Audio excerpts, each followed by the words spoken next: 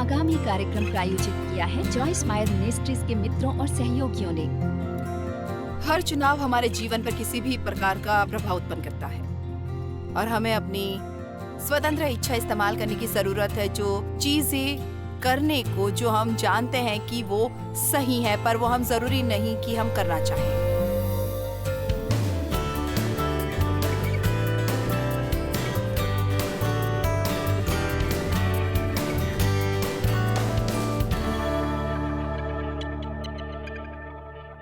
हमें हमेशा परमेश्वर के वचन के प्रति श्रद्धा और आदर रखना चाहिए और मुझे ये बहुत पसंद है जो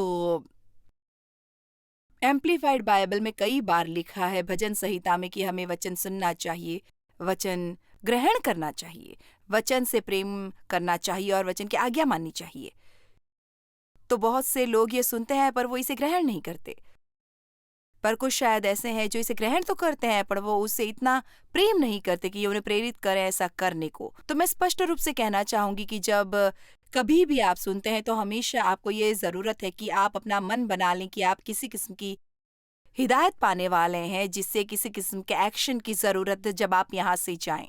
आप देखिए, सिर्फ इसलिए कि हम कुछ चीजें बाइबल में अंडरलाइन कर देते हैं और हम उसे मार्क कर से रंग देते हैं, ये हमारे जीवन को नहीं बदलता। यहाँ तक कि सुनना भी वो नहीं है जो हमारे जीवन बदलता है यदि हम जाने के लिए प्रेरित नहीं और परमेश्वर के अनुग्रह से उसे करने को जो हमने सुना है।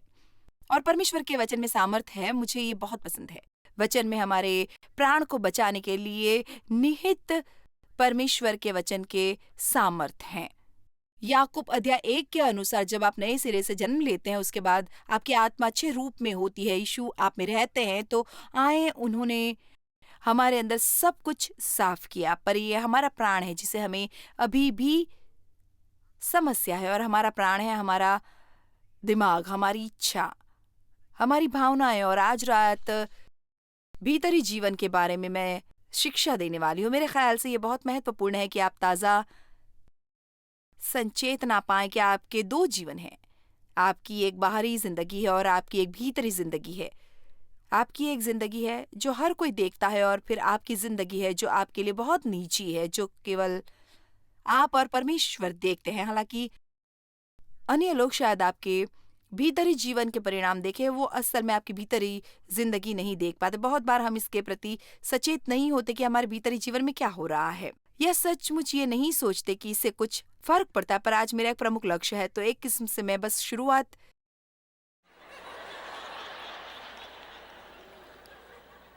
करना चाहती हूँ कि आप किससे भरे, परमेश्वर से या स्वयं से।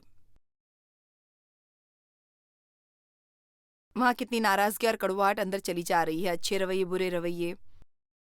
मैं आपको बताना चाहूंगी कि भीतरी मनुष्य एक बहुत ही व्यस्त जगह है, जहां मेरा मतलब है ये चौंकाने वाला है कि अंदर क्या क्या हो रहा है। हम उसके बारे में बात करेंगे थोड़ी देर बाद।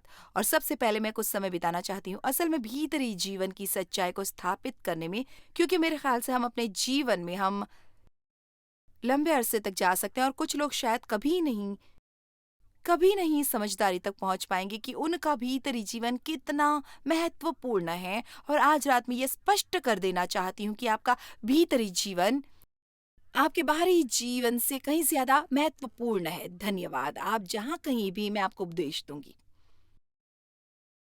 हमारा बाहरी जीवन हमारी लोगों के साथ की प्रतिष्ठा है, पर हमारा भीतरी जीवन हमारी प्रतिष्ठा है स्वर्ग में। यह हमारी प्रतिष्ठा है परमेश्वर के संग।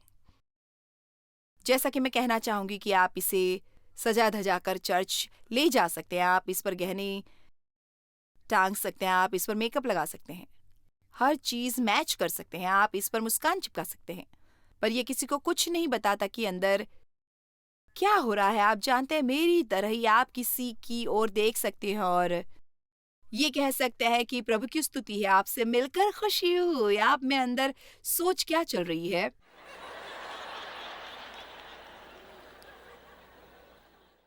उससे किसी को कोई फर्क नहीं पड़ता। इसलिए ये वो नहीं जो मैं उनसे कहती हूँ जिसके सचमुच मायने हैं, जब तक कि बेशक मैं बहुत ज्यादा वफादार हूँ। जिससे यीशु को सचमुच बहुत समस्या हुई थी वो थे पाखंड और नकली लोग। बाइबल उन्हें कहती है दिखावा करने वाले, इसलिए हम सबके लिए एक तमाशा कर सकते हैं, पर परमेश्वर सब जानते हैं। आमीन। और यदि आप सचमुच अपने जीवन का आनंद लेना चाहते हैं, जो मुझे यकीन है कि आप सचमुच चाहते हैं, यदि आप सचमुच अपने जीवन का आनंद लेना चाहते हैं और शांति चाहते हैं और आप स्वस्थ और ऊर्जावान रहना चाहते हैं, तब भीतरी जीवन का सही होना जरूरी है। क्योंकि मैं आपको सच्चाई बता सकती हूँ, बहुत से लोग जो दिन खत्म होने पर निढाल हो जाते हैं, वो उससे थके नहीं जो शारीरिक रूप से उन्होंने उस दिन किया, वो उससे थके हुए जो पूरा दिन अंदर चलता रहता है उनके अंदर। आमीन। और मैं वास्तव में एक मसीह थी बहुत बहुत लंबे अरसे तक, उससे पहले कि मैं इसके प्रति जागरूक हुई जो मेरे अंदर चल रहा है उससे सचमुच कोई फर्क पड़ता है। मेरे ख्याल से बहुत अन्य लोगों के साथ मैंने सोचा, खैर जब कोई नहीं जानता या जब तक कि मैं इस पर नियंत्रण रख सकती हूँ तो फिर ये समस्या नहीं है। पर आप जानते हैं कि यीशु ने कहा कि यदि कोई पुरुष एक महिला को देखता है और उसकी लालसा करता है, तो उसने पहले से ही व्यभिचार कर लिया है, जहां तक उसके हृदय का सवाल है। इसलिए सचमुच हमारा वैचारिक जीवन, हमारे रवैये, वो बातें जो हमारे अंदर चलती रहती है, वो सचमुच बहुत बहुत महत्वपूर्ण है, बजाय उन चीजों के जो हमारे आसपास होती हैं। क्या आप जानते हैं कि आप प्रेरित पौलुस के प्रार्थनाओं का अध्ययन करें, और इसने मुझे चौंका दिया जब मैंने इसे देखा, और हर बार ये मुझे चौंकाता है जब मैं इसके बारे में सोचती हूँ। आप प्रार्थना में कोई एक जगह नहीं ढूंढ सकते जो पौलुस ने प्रार्थना की फिलिपियो में, कुलुसियो, इफिसियो में, कलीसिया के लिए, जहां उसने प्रार्थना की कि उसकी समस्याएं हट जाए। उसने एक बार ही प्रार्थना नहीं की उसकी समस्या चली जाए, कि उसे समस्याएं नहीं होगी, कि उनके क्लेश और कठिनाइयां चली जाएगी। जो पौलुस ने हमेशा प्रार्थना की थी वो ये कि वो अच्छा स्वभाव रख के उसे बर्दाश्त करे जो भी आता है। इसलिए मैं बस आपको सुझाव देना चाहूंगी, हमारा अपनी समस्याओं के प्रति रवैया कहीं ज्यादा महत्वपूर्ण है, बजाय उन असुविधाओं के जो हमें समस्याओं से आती है। समस्या के प्रति हमारा रवैया कहीं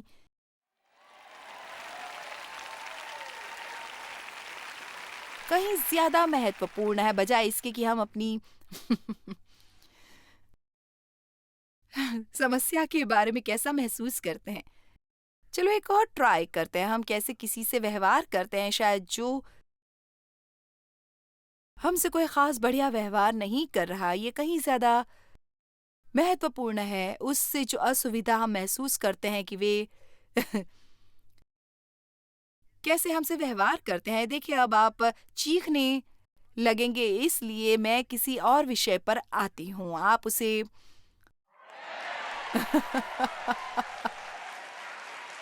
अब और सुनना नहीं चाहेंगे। क्यों, सही कह रही हूं ना मैं?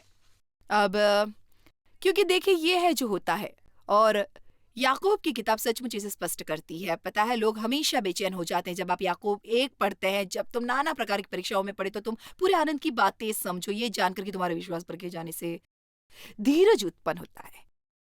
हर कोई बस कहता है, ओ वो वाला हम नहीं जो हम सबको दिखाते हैं, पर कुछ भी प्रकट नहीं करता कि हम असल में क्या है, जितना परीक्षाओं का एक दौर प्रकट करता है।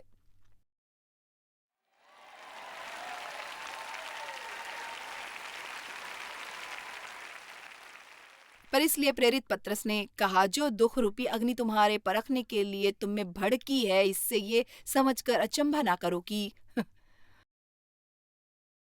कोई अनोखी बात तुम पर बीत रही है। मैं आपके बारे में नहीं जानती, पर जब मैं कुछ खरीदती हूं तो मैं जानना चाहती हूँ कि मुझे क्या मिल रहा है। शायद वहां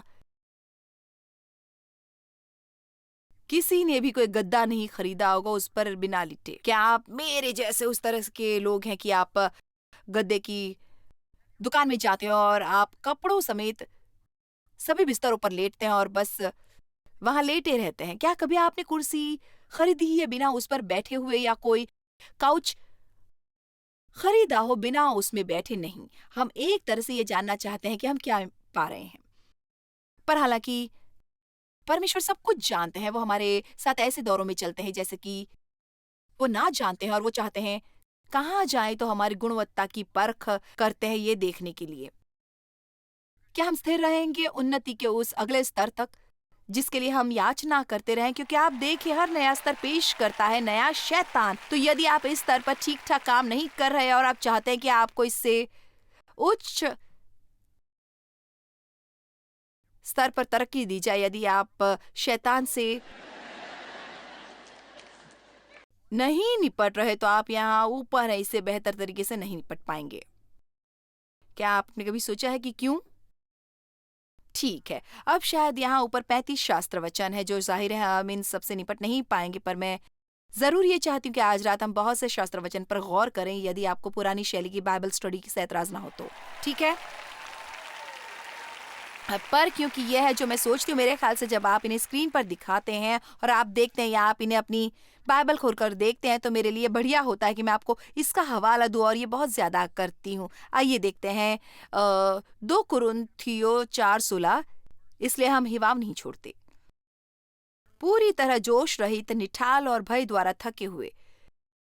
यद्यपि हमारा बाहरी मनुष्यत्व नाश भी हो जाता है, तो भी हमारा भीतरी मनुष्यत्व दिन प्रतिदिन नया हो जाता है। तो लगता है कि पौलुस ने कहा है, मैं बहुत से हालातों से गुजर रहा हूँ, ये कठिन है। मैं स्वयं को आईने में देखता हूँ, मैं देख सकता हूँ कि मेरी उम्र ढल रही है। पर क्या आप जानते हैं, मैं हर दिन अंदर जवान दर जवान होता जा रहा हूँ, और मैं तुम्हें बस वैसे बताना चाहूंगा कि उन सालों की गिनती के बारे में जो आपने जी है, उम्र सालों के कॉम्बिनेशन से कहीं ज्यादा है। ये कहीं ज्यादा रवैये के बारे में है, और मैं आपको बता सकती हूँ कि जिसे संसार बुढ़ापा कहता है, जब वो आपको मिलता है, इसका मतलब ये नहीं कि आप बेकार हैं और आप कुछ नहीं कर सकते। इसका मतलब ये नहीं कि आप कुछ नया करने के लिए बेकार हो गए। ईमानदारी से कहूँ तो आप कभी इतने बूढ़े नहीं हो सकते कि कुछ नया कर सकें। यदि परमेश्वर ने आपके हृदय में कुछ नया डाला है, तो आपके लिए ज्यादा देर नहीं हुई, कभी भी देर नहीं होती दोबारा शुरुआत करने के लिए। और मैं आपको ये बता दूं कि यदि आप एक नया रवैया रखें, यदि आप एक ताज़ी सोच रखें, यदि आपके पास कुछ ऐसा है जिसके लिए आप सचमुच जीना चाहते हैं, और कुछ जिसमें कुछ सचमुच स्वयं को डालना चाहते हैं, आप इस भावना से नहीं घूमते रहेंगे ये सोचकर कि आप कितने बूढ़े हो गए हैं। मैं ईमानदारी से ऐसा महसूस करूंगी कि अब मैं ज्यादा जवान हूँ बजाय जब मैं 40 के दशक में थी। और ये इसलिए है कि मैं लगातार वचन के दरमियान नई होती रही हूँ। मुझ में अब बेहतर रवैया है बजाय जबकि मैं 40 वर्ष की थी। मेरे विचार कहीं ज्यादा बेहतर है बजाय तब की जब मैं 40 वर्ष में थी। मेरे पास कहीं ज्यादा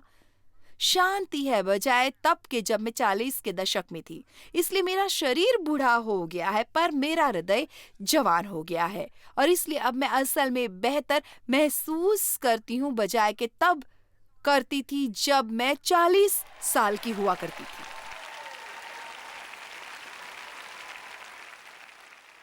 आज मेरा एक लक्ष्य है। मैं चाहती हूँ कि आज आप यहाँ से जाएं ये जानकर कि आपका भीतरी जीवन कितना महत्वपूर्ण है। मेरे ख्याल से हमें भीतरी जीवन को परमेश्वर को समर्पित करने की जरूरत है। हम हमेशा समर्पित करते हैं, पता है मैं स्वयं को समर्पित करती हूँ। खैर, आप अपना कौन सा भाग समर्पित करते हैं?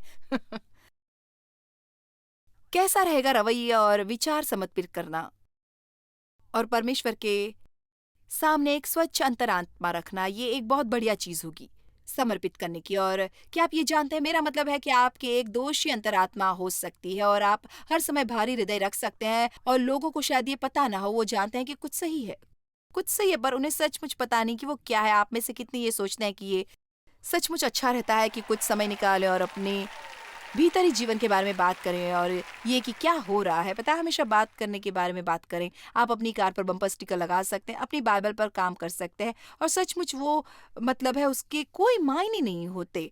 बाइबल में लिखा है आप उनको उनके फल से जानेंगे। तो ये वो है जो हमारे अंदर से आता है, जो हमारे अंदर है,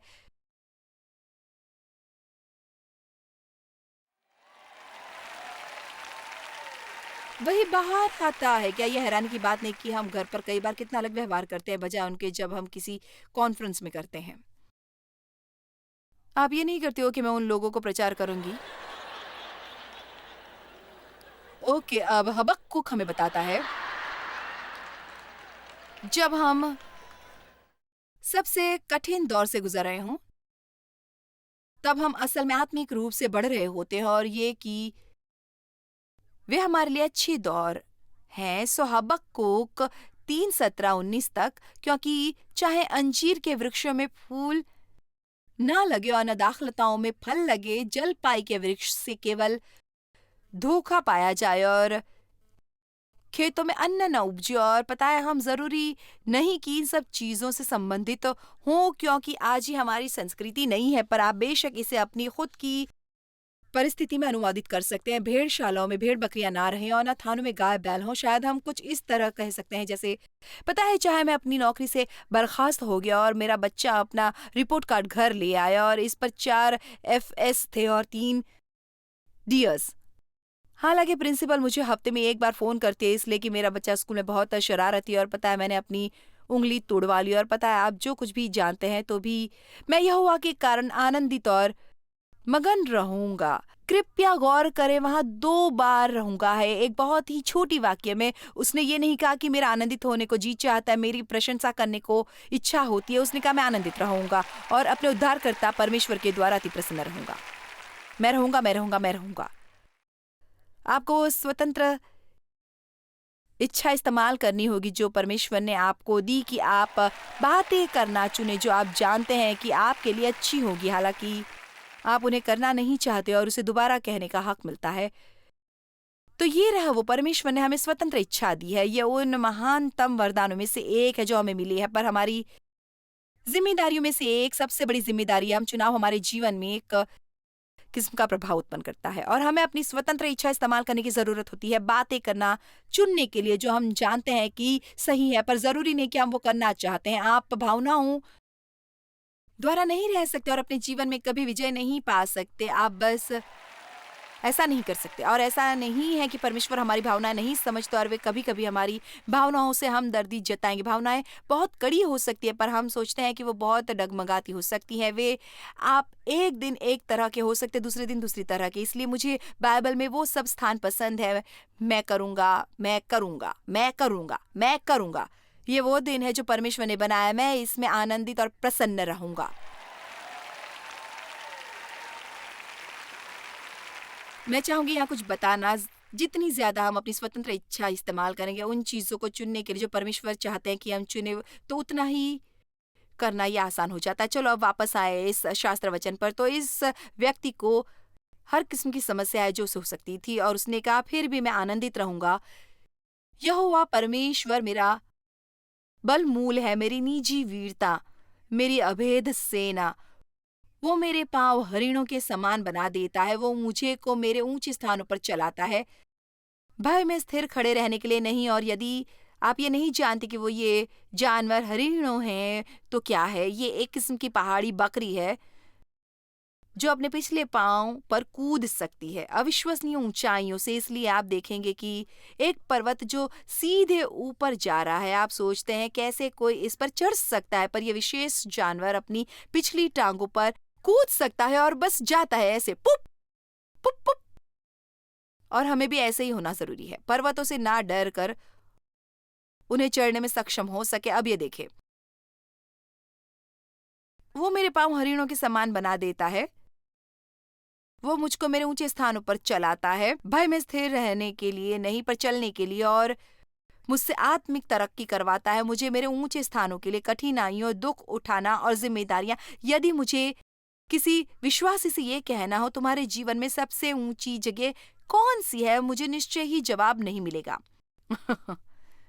कठिनाइयों, दुख उठाना और जिम्मेदारियां, ये वो जवाब नहीं होंगे जो मुझे मिलेंगे। लोग, पता है, खैर मुझे मेरी मर्जी मिलती है जब मैं बहुत शानदार महसूस करता हूँ, जब परमेश्वर की उपस्थिति से घिरा होता हूँ। पर जो वो ये कह रहा है वो ये नहीं कि परमेश्वर को बहुत पसंद आता है हमें मुसीबतों से घिरा रहना, वो नहीं। वो चाहते हैं, पर जब हमें मुसीबतें आती हैं, आप में से कितनों को समय समय पर मुसीबतें आती है, ओके ठीक है, तो आप जानते हैं कि मैंने ये पता लगाया सबको ये आती है, बेहतर है कि हम इसके बारे में बात करें, तो आपको कभी भी समस्या नहीं होगी, क्योंकि वो बिल्कुल भी सच नहीं है। यीशु ने कहा संसार में तुम्हें क्लेश आएंगे, धीरज रखो, मैंने इस संसार को जीत लिया है। मैंने उसे उस शक्ति से वंचित किया है जो आपको हानि पहुंचाती है। हम कुछ चीजों से गुजर सकते हैं और बेहतर बाहर आ सकते हैं उससे जब हम इसमें गए थे, क्योंकि परमेश्वर ऐसा करेंगे। हमारी परीक्षा अलग तरीके से काम करती है। बजाय संसार की परीक्षाओं से यदि मैं अच्छा रवैया रखूं, और ये तभी काम करता है जब आप अच्छा रवैया रखें। यदि मैं एक अच्छा रवैया रखूं तो मैं असल में आत्मिक रूप से बढ़ूंगी उस कठिन दौर में। और आप जानते हैं कि क्या होता है जब आप आत्मिक रूप से बढ़ते, शायद आपके साथ वही होता हो 2 महीने बाद और आप इसे बिल्कुल भी नोटिस नहीं करते क्योंकि आप उसे कहीं ज्यादा मजबूत है जो आप पहले थे। चलिए अभी मैं चाहती हूँ आप आज इसे समझ लें। बिल्कुल ऐसे ही जैसे आप अपनी मांसपेशियों को ढाल लेते हैं, परमेश्वर हमें ढालते हैं। इसलिए कहा जाए तो संसार में बाहर निकलने के योग्य होने के लिए और असल में शैतान से टकराने के लिए, और ये कहने के लिए मैं उस किसी भी बात से नहीं हारूंगा जो तुम सोचो। और ये पता है ये कठिन लगता है, पर ये इतनी कठिन नहीं बात जितना ज्यादा आपका विश्वास सुदृढ़ होता है। आप में से कितने कुछ कठिन हालातों से गुजर रहे हैं जिसने आपको बस हट जाना चाहिए, और ये आपको एक सप्ताह के लिए अवसाद में डाल देता है।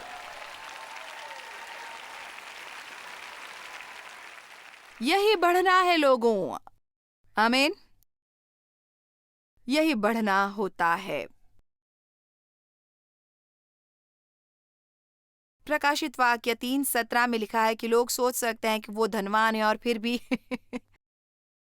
गरीब हो सकते हैं। इसलिए ऐसा लिखा है, तू जो कहता है कि मैं धनी हूं और धनवान हो गया हूं और मुझे किसी वस्तु की घटी नहीं है। अब संसार में कितने लोग ऐसे, उनके पास पैसा है, अच्छी नौकरी है, सफलता है, उनके पास कार है, अच्छे पड़ोसी है, अच्छे दोस्त है, और वे सोचते हैं कि उन्हें परमेश्वर की जरूरत नहीं है। मुझे कुछ नहीं चाहिए। लोग जिन्हें वो धर्म चाहिए जो बस एक बैसाखी है, मेरे पास सब कुछ है जो मुझे चाहिए, और वे कहता है, और ये नहीं जानता कि तू अभागा और तुच्छ और कंगाल और अंधा और नंगा है पूरी तरह से। वाओ, मैं आपके बारे में नहीं जानती, पर मुझे खुशी है कि मैं यीशु को जानती हूँ। आमीन। और परमेश्वर के बारे में अच्छी बात यह है कि यदि आप उन्हें पहला रखें, आप उनके साथ अपने रिश्ते को पहला रखें। बाइबल में लिखा है कि पहले तुम राज्य की भाल करो और वो बाकी चीजें जोड़ देंगे। राज्य को प्राप्त करना अच्छा है और कुछ अच्छी चीजें, पर बहुत भयंकर होता है वो चीजें पाना और पूरी तरह खोए रहना और परमेश्वर के साथ अनंत जीवन ना गुजारना। आमीन। पर मुद्दा यह है, चाहे आपके पास कुछ भी हो, मैं ये सब इतना ज्यादा इसलिए कह रही हूँ उन लोगों के लिए जो टीवी पर देख रहे हैं, चाहे आपके पास कुछ भी हो, तुम अभागे हो, गरीब हो, अंधे हो, नीच हो और नंगे हो पूरी तरह से, यदि मसीह आपके जीवन में नहीं है।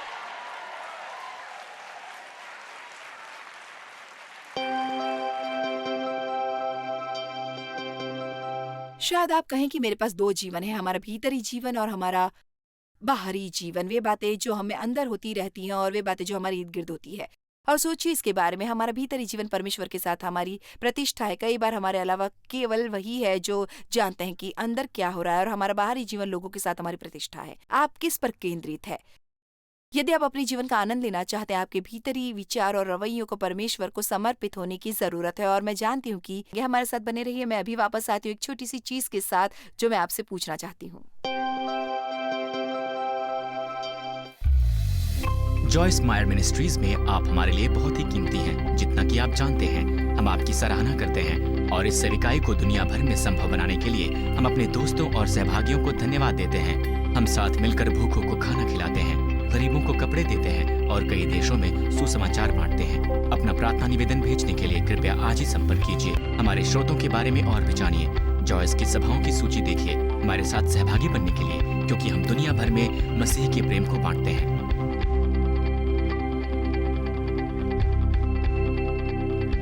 इसका खर्च उठाया है जॉयस मायर मिनिस्ट्रीज के मित्रों और सहयोगियों ने।